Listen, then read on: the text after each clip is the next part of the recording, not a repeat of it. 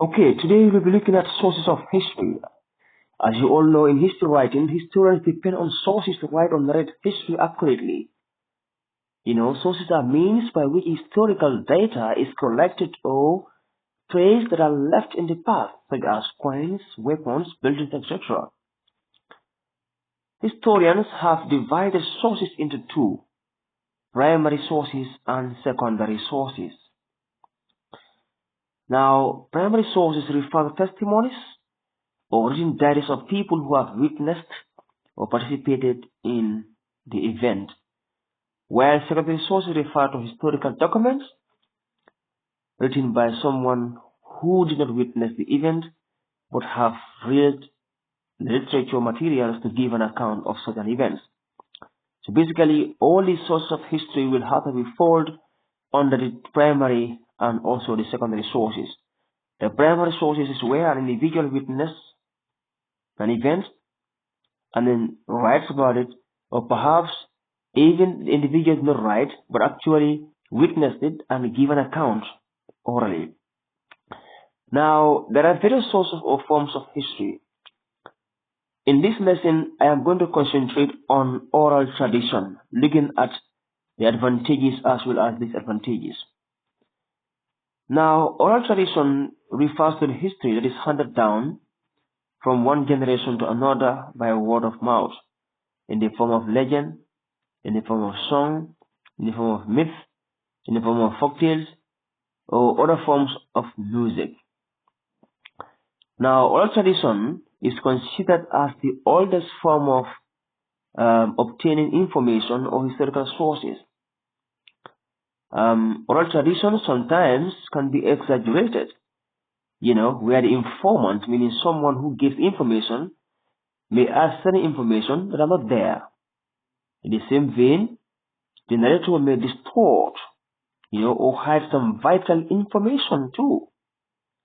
Now, we have a specific group of people who are considered as griots.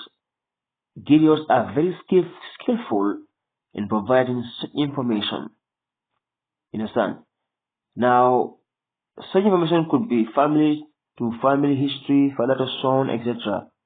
So, most of these griots, as we know, they are very much, skillful in the family genealogy, trying to narrate, the history of an individual or a group of family members. Now, in the Gambia, the rich part of our oral narrations, and how people can be accessed at the Gambia National Center for Arts and Culture, and also the archives of the Gambia Radio and Television Services. Now, in oral tradition, it is divided into two. We have two forms of oral tradition. One is referred to as the fixed text type, and the second one is considered as free text type. Now, the fixed text type is a form that has an unchanging format, meaning the format and the content has to be memorized and you're passing down from one generation to another. Now, works of music, word of praise songs, drum, music, etc., and horn music. Now, in this thing, we understand that there are certain narrations given to us, or some music, some dance, some stories, since our forefathers up to now, the same information is handed down to us. So that's a fixed text type. But for a free text type, a given account of family or village or dynastic history, some of the court officials can memorize content of state history and tell it to others. But you can see that this is a free text type. Sometimes certain information may not be actually available. Now, what are some of the advantages, or you can say merits, or you say benefits, or importance of oral tradition? All these things can be asked at a vast level. Now, oral tradition, number one, it is very easy to access oral tradition. You don't need to go and struggle to find someone who will narrate history to you. You can find an individual within the community who is ready to give you information about the particular community. And in Africa, it is the main source of history. because of the inability to write down something, oral tradition is the main source of history, especially in the absence of written sources. Number three, it is not expensive. It's very cheap.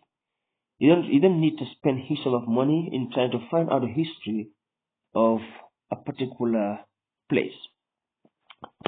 Next thing, it also serves as a preservation of history. Now, African history, for centuries, Africans have been relying on oral tradition. So, in thorough question and analysis are required to ascertain such information. Now, the fifth point is that oral tradition supports other sources, and that's a fact. Now, if you look at the written sources, before you can write something, someone has to say it to you. So in that, it has to depend on oral tradition. The same thing applies to archaeology or ancient remains. Before you are able to go and find a location where you are going to excavate, someone somewhere has to tell you where the event took place. So in that, it supports other sources to verify and authenticate or such sources. It also has some demerits, disadvantages, limitations, defects, or weaknesses. Number one, exaggeration. Oral tradition can be exaggerated.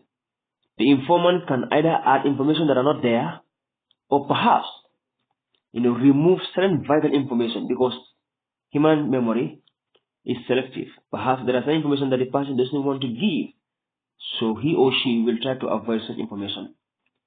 The second point is that when an individual dies who gives an information, it is also going to give problem or lost information totally.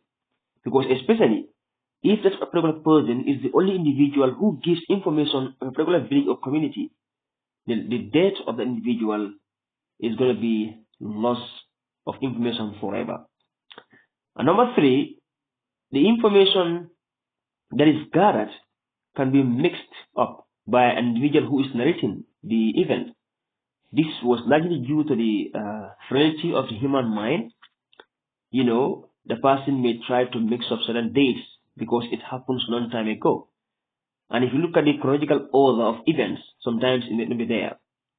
For example, certain events may occur first, and the person gives you an event that happened later on. And number four, there can be what you call bias in the narration of an event, from an informant. Yeah, because they will try to favor themselves. A particular family wants to favor themselves to make sure that they give information to people in order for them to be valued in society. You understand? And sometimes in the oral tradition, people tend to sideline women, often diminishing their roles as individuals who played key role in society. Is another thing. People always depend on male information. The last thing I will look at, the fifth point, is it is always difficult to verify certain information that are given orally. You understand? Now, when an informant is the sole source, it's always become difficult to cross-reference or to corroborate the details, with other historical sources. So sometimes there are inaccuracies, and there are limited means of validation. So basically, this is all I have for you on oral tradition. Next, I will look at another source of history for written history or written record. I thank you all for your kind attention. Until we meet again. Assalamu alaikum warahmatullahi wabarakatuh.